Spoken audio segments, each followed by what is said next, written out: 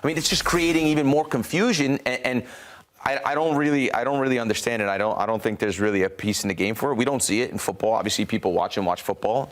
Did they ever see the sporting director come out and talk? It's something new. Tony Meola's back for us, and you've dusted off the old Italian for a go at the Zlatan Ibrahimovic post-match press conference. Is that what we got? After all that, we got a Zlatan. Why is he doing an interview? Yeah, Who knows? I don't understand. Yeah, well, let's hear it. Let's see what he said. Here we go. No, siamo delusi, siamo arrabbiati. He's saying they're disappointed, they're angry. Penso che mancava maturità. We lacked maturity.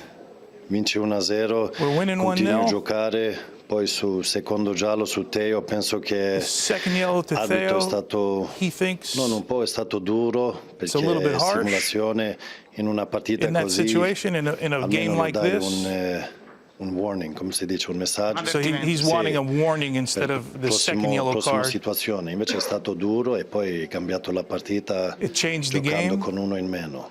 Però siamo delusi, arrabbiati, adesso è importante stare come gruppo, sciogliere questa sconfitta e pensare al campionato. Soffriamo questa notte, poi giorno dopo domani di rimbalzare e preparare per il prossimo obiettivo.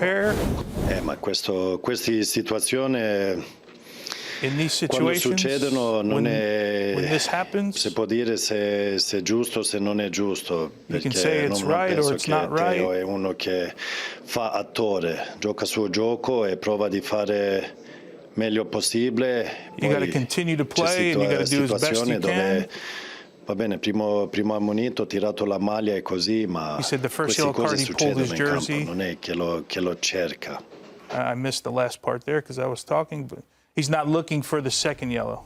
So you said the shirt pull, like these things happen. Yeah, they happen. Yeah, I mean it's silly, but then when you have it, you got to know you have it, right? Good work, Tony. We'll get to the comments in a second, but firstly, I wanted to talk about why on earth is Zlatan Ibrahimovic even doing an interview like this? This is not part of the requirements. For those people who don't know, the managers and one player from each team have to come out after the game and do a post-match interview. Zlatan, sporting director, whatever his role is, he doesn't have to do that. Why is he getting involved? It's Zlatan. It's the craziest thing for me. I've never seen it in my time playing football. I've never seen it in my time, even after playing football, that the sporting director, he's got to be the sporting director with the most post-game interviews ever. What about post-game speeches after the Supercoppa? He went down there, the Milan media team filmed him. He gave a whole pep rally afterwards. Look, have you ever seen, just out of comparison, Zanetti, would you rate him as a sporting director? And I don't mean to compare Milan versus Inter, but you can't help but compare a former player against a former player.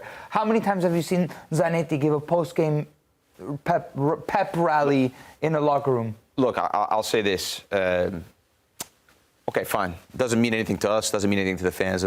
But how would it make if you were the manager, how would it make you feel?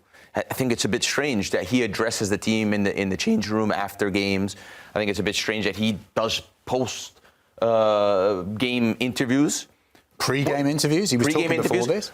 I think that, unless it's with us, because that's good for us. But I will say that, what about in a situation if Conceição sees it a different way and has a different post-game interview, and then he says something else? I mean, it's just creating even more confusion, and I don't really understand it. I don't think there's really a piece in the game for it. We don't see it in football. Obviously, people watch football.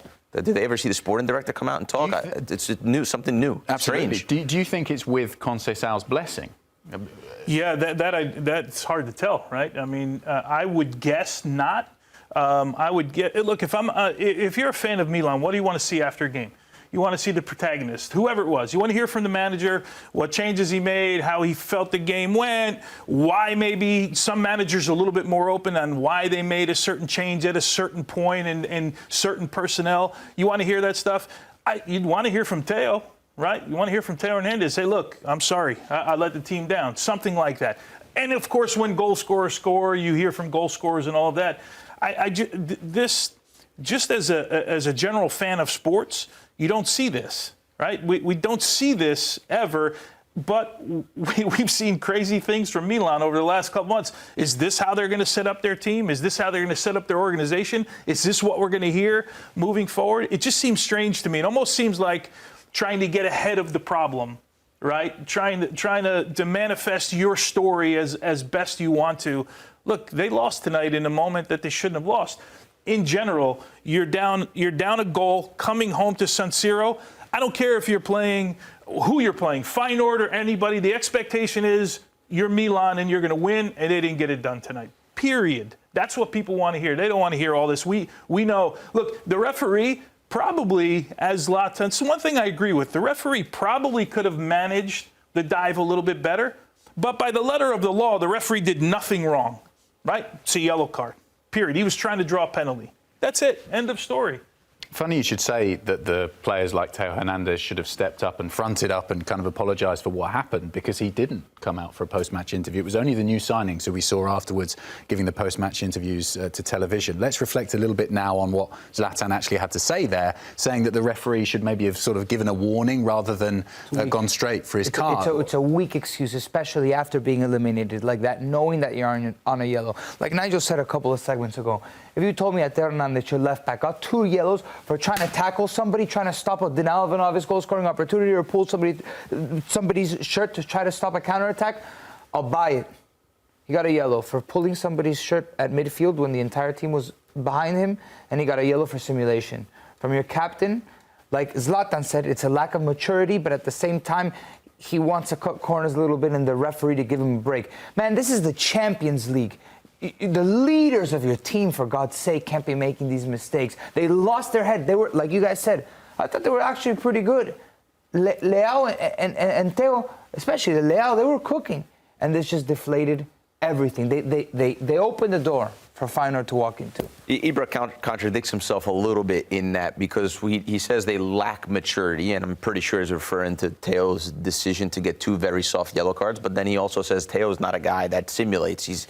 That's very rare for him. He's a guy that plays hard. You know, the first one is something that happens in football games, and the second one, you know, he's not a simulator. He always just plays hard. So that's why he thought it was harsh. But then what does he mean by lack of maturity? Because that's what he's talking about. Because that's the talking point. Now, unfortunately, when a red card happens in a match of football, because we saw 2 different games from when the red card happened, it changes the game and it becomes a talking point.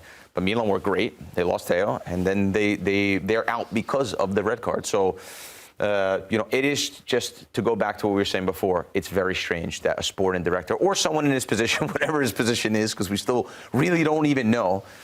It's strange to see him have a post-match interview when it should probably be Conceição. There's no excuses. Like you said, I think he's trying to get ahead of the story, right? Because this is a disastrous moment for the club, and he wants to protect Theo, but there's no better way. Because I'm pretty sure the situation to us, to the media everywhere, and to the Milan fans especially, is very clear. They lost, and you got to take accountability for the loss. There's no excuses here. You can't make excuses for Milan losing to Feyenoord, to going out in the Champions League with 3 games without a win, shooting yourself in the foot, not getting top 8 at Dinamo Zagreb, and then not winning twice against Feyenoord. It's a pretty poor standard that they weren't up to the standard that we historically have known Milan could be at. You can't make excuses at this point. You got to take accountability as leaders of the team like Theo Hernández, manager of the team like Sergio Conceição, and especially that'll be more, I don't know if fulfilling is the right word, but it kind of closes a narrative of this Champions League season for Milan. If the protagonists on the field or the ones that are playing are taking accountability rather than someone who's calling the shots from an office. One thing is for sure, I don't think it will be the first interview we hear from Zlatan Ibrahimovic, and it certainly won't be the last. He's going to do that again.